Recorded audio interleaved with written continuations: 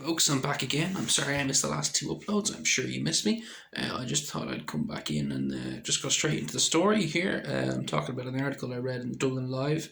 It has specifically to do with family. I think it's at least one family, it could be families that are being evicted from from a hotel, basically over the course of the next 1 or 2 months. I believe by June they're going to be out. And I have a couple of problems. I have a problem with how the article itself is portrayed, insofar as the headline comes up that these people are going to be evicted, and the image that, or not image, because it's not a literal image, but the image it puts in your head, the way it's portrayed to you, is as if these people are going to be taken Scrooge McDuck style and kicked out on their arses out onto the street. Now, in fairness, it's the government have come out and said that these people, and they had said, I think, prior to the writing of the article, because the article itself has this information in it, that these people will be provided other forms of accommodation, and they're looking into the different kinds of accommodation that are available to them. Now, the problem I have is just with the government in this case is deciding you've kind of, is it putting the cart before the horse, the appropriate metaphor? You kind of decided that you're going to put people out from where they're currently living without having already determined where they're going. It's a bit of a, it's a bit of a weird way to approach that. Presumably you'd come up with where to send them before you kick them out of the original place. Now, ideally they're going to find this before they get to the date of eviction. But I'm curious as to what will unfold as we get closer and closer to this date in June if there's nothing has occurred. Anyway, for example, in my opinion, with regards to the government on that case, I do think there was a cock up there and they should be held accountable. However, there is also, I've already covered the article. So then there's a third issue of how this unfolded for me that I learned of this. And you can tell I'm not 100% informed on this because I don't try and read meticulously through. I mean, I'm not a journalist. I don't have the time. I have another job. I treat this as a job, but it's not a job. I have an actual full-time job that actually pays me. Ideally, I'd like to get paid to do this so I can put more time into it. But ultimately, I'm just another person who's perusing through the news to try and find out what's going on in the world. And I don't have the time to go and fully inform myself on issues such as this.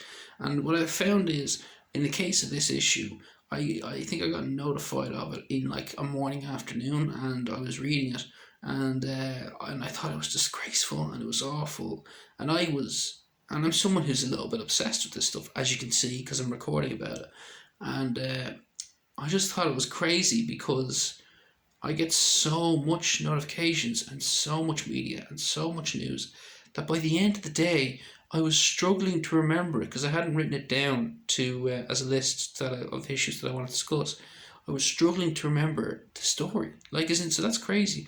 Like, you hear this tragic story about these people who were in this horrible situation, and you're getting so much other crap. Most of it is just that crap, not real news.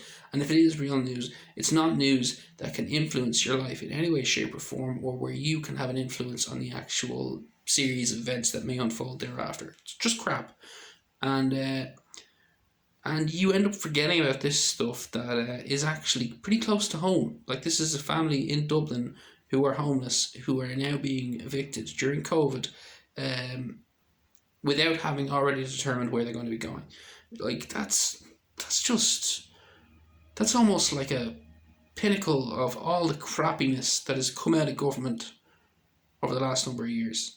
Like, we put these people in this housing, in this emergency accommodation housing, and we say we're going to take care of them, and I understood. I've looked into it vaguely before. I have a simple-minded understanding of how the billing works, which is basically the hotel bills the county council, and for these kinds of services, and we pay a lot for this. It's not cheap, and and it's good to house these people. But my point is, through bad management, we end up overpaying for a poor service that these people don't even want, while they wait on another service to be provided, which doesn't seem to be happening because the people responsible for providing that service are so preoccupied with 100 different issues that they can't even really take care of anyone. It's just a joke at this point. Anyway, listen, that's just my 5 minutes on it. I'll leave you to it. Have a nice day. Have a nice weekend.